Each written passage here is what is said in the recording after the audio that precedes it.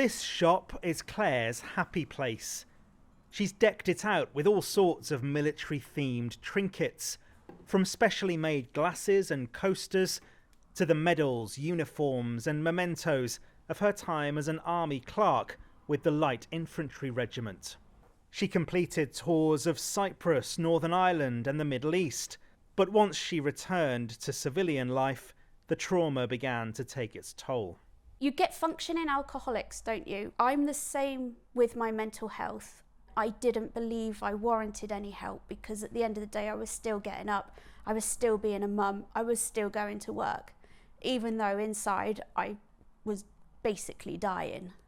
According to new figures from the Ministry of Defence, 1 in 8 UK Armed Forces personnel sought help with their mental health last year, a number which has risen steadily over the past decade.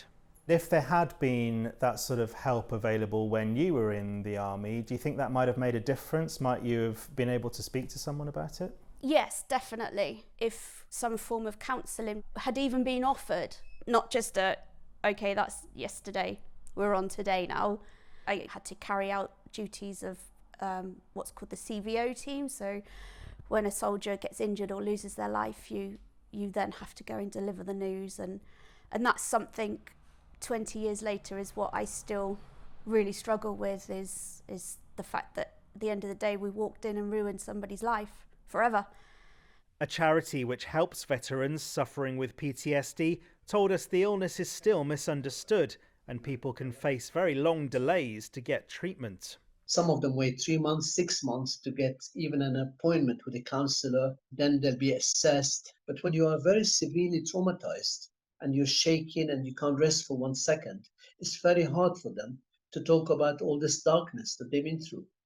Claire's shop, which she's named the Crafty Black Dog, donates a portion of its profits to veterans' charities.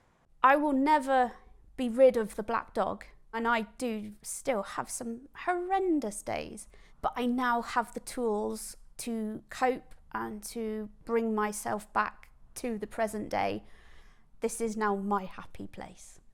It's a happy place which Claire hopes can help others to process their trauma too.